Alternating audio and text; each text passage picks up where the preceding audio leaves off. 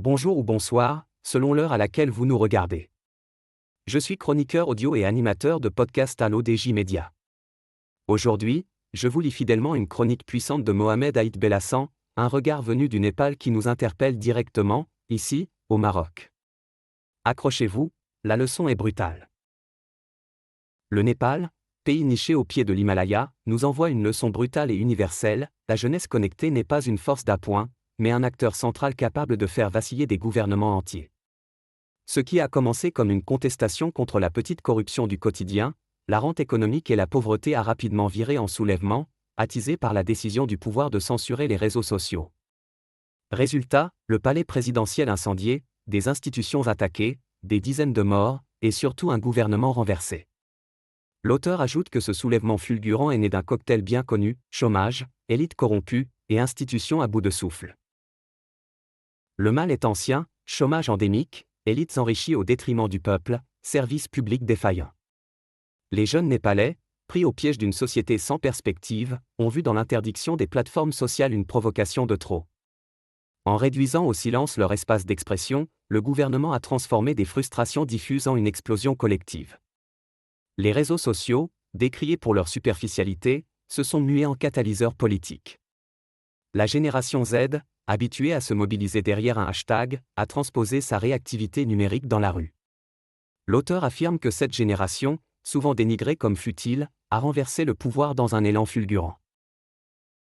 Le contraste est saisissant: des étudiants échangeant sur Discord ou TikTok sont devenus en quelques jours des meneurs de foule. L'appel à manifester s'est transformé en assaut contre les bâtiments publics. Les images de ministres fuyants, de maisons incendiées et de jeunes exultants dans les couloirs du Parlement traduisent une réalité implacable: une génération souvent décrite comme distractible et égoïste a montré sa capacité à renverser l'ordre établi. Le coup fut lourd: plus de 70 morts, mais l'impact est mondial, un signal que les pouvoirs ne peuvent plus ignorer. De cette insurrection est née une rupture historique: la nomination de Sushila Karki, ancienne présidente de la Cour suprême, comme première femme première ministre.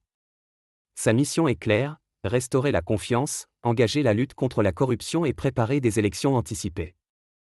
Mais son mandat est fragile: comment transformer une victoire de rue en gouvernance stable, alors que près de 13 000 détenus politiques attendent toujours un sort incertain?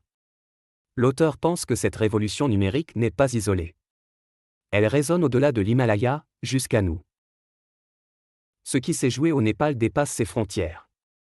L'effet domino est un classique de l'histoire: du printemps arabe aux révolutions de couleur, des soulèvements en Amérique latine aux récentes mobilisations en Iran ou au Chili, les colères circulent et s'imitent. Le Maroc n'est pas évidemment comme beaucoup de pays immunisés. Ici aussi, chômage massif des jeunes, fuite des cerveaux, précarité et inégalité criante, Maroc à deux vitesses, alimente une défiance croissante. Ici aussi, Internet connecte et galvanise. Ici encore, la jeunesse ne s'éloigne pas de la politique par désintérêt, mais par défiance.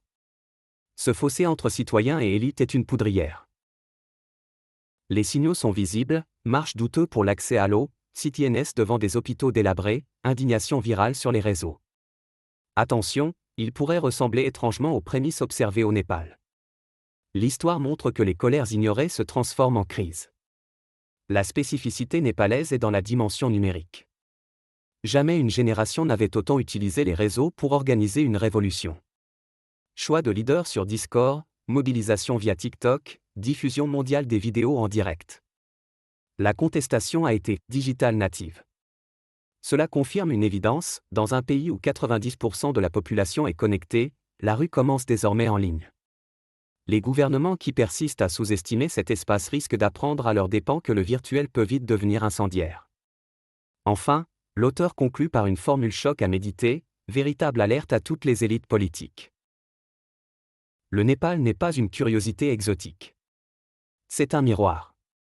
Là-bas, une génération décriée comme frivole a montré qu'elle pouvait devenir un acteur politique décisif.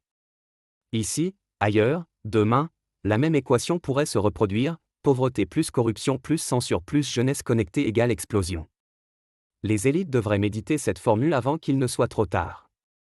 Car la vraie leçon du Népal n'est pas seulement que la génération Z sait se révolter, mais qu'elle sait aussi imposer une nouvelle manière de faire de la politique: connectée, rapide et sans concession.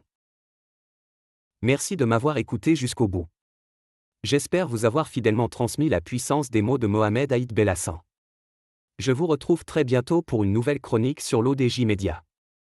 En attendant, restons connectés, lucides, et à l'écoute de notre jeunesse.